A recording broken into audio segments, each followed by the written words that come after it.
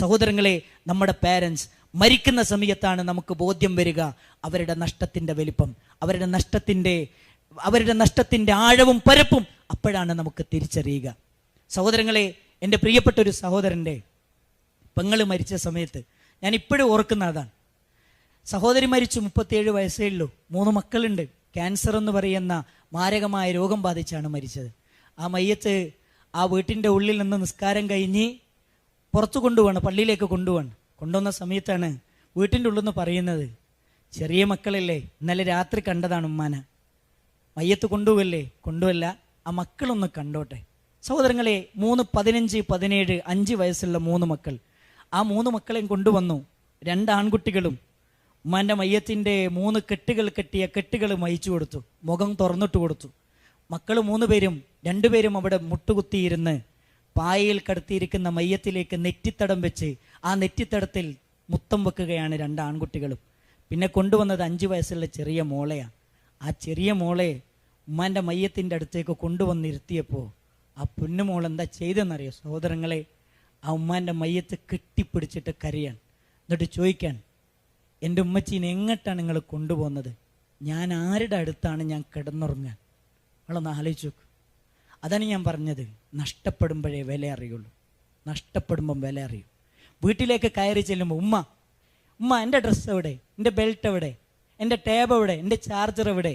സഹോദരങ്ങളെ, കയറി ചെല്ലുന്ന സമയത്ത് അവിടെ ഉമ്മയില്ലാത്തൊരവസ്ഥ ഇങ്ങോട്ടൊന്ന് ആലോചിച്ചു, ചിന്തിച്ചു. ഉൾക്കൊള്ളാൻ പറ്റുമോ നമുക്ക് ആർക്കെങ്കിലും? അതിനെന്തറിയോ, ജീവിതത്തിൽ ഇങ്ങനെ കുറേ കൂട്ടുകാരന്മാരും കളിക്കാനും ചിരിക്കാനും ഇതിനൊക്കെ അവസരങ്ങൾ കിട്ടുമ്പോൾ നമുക്ക് തന്നെ തോന്നിപ്പോവാണ് എനിക്ക് ആരുമില്ലെങ്കിൽ വലിയ കുഴപ്പമൊന്നുമില്ല. നഷ്ടപ്പെടുന്നവരോട്, വേദനിക്കുന്നവരോട് ചോദിച്ചോക്ക്, ഉമ്മയില്ലാത്ത മക്കളോട് ചോദിച്ചോക്ക്, എന്താണ് അതിൻ്റെ വേദന അറിയ സഹോദരങ്ങളെ. ഞാൻ ഇപ്പോഴും ഓർക്കാണ്, എൻ്റെ പ്രിയപ്പെട്ട ഒരു കൂട്ടുകാരൻ ഉമ്മാൻ്റെ മയ്യത്ത് കബറിലേക്ക് ഇറക്കി വെച്ചിട്ട് കബറിൻ്റെ അടുത്തൊന്നും പോരുന്നില്ല. ഞാൻ അവനോട് ചോദിച്ചു, എന്തിനാ മോനെ ഇവിടെ ഇരിക്കുന്നത്? പോര്, വീട്ടിലേക്ക് പോവാണ്. ആ കുട്ടി പറഞ്ഞെന്തറിയോ, അതെ, ഞാൻ എന്തിനാ വീട്ടിൽ പോകുന്നത്? ഒന്ന് സംസാരിക്കാൻ പോലും എനിക്കൊരാളില്ല ജീവിതത്തിൽ. എൻ്റെ എല്ലാമാണ് എൻ്റെ ഉമ്മ, എൻ്റെ വാപ്പയാണ് എൻ്റെ ഉമ്മ,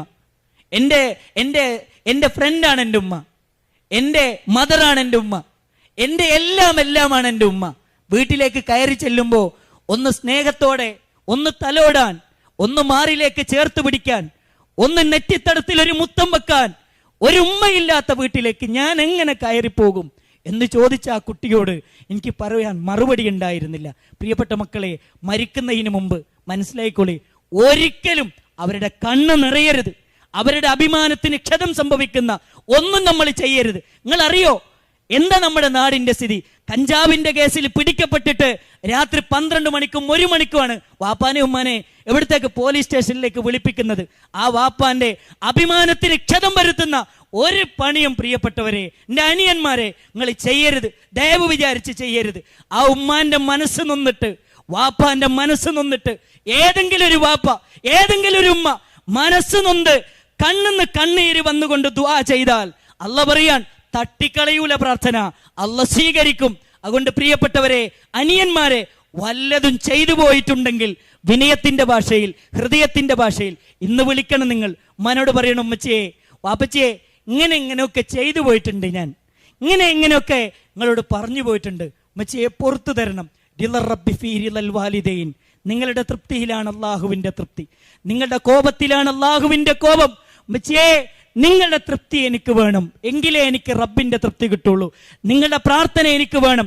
ഇനി മുന്നോട്ടുള്ള ഓരോ കാലടിക്കും എനിക്ക് നിങ്ങളുടെ പ്രാർത്ഥന വേണം, എനിക്ക് നിങ്ങളുടെ പിന്തുണ വേണം, എനിക്ക് നിങ്ങളുടെ സഹായം വേണം, എനിക്ക് നിങ്ങളുടെ മാനസികമായും ശാരീരികവുമായുള്ള സഹായം ഞങ്ങൾക്ക് ആവശ്യമുണ്ട്. അതുകൊണ്ട് എനിക്ക് പുറത്തു തരണമെന്ന് പറയാൻ ഇനിയും നമുക്ക് സാധിച്ചിട്ടില്ല എങ്കിൽ വൈകിപ്പോയി.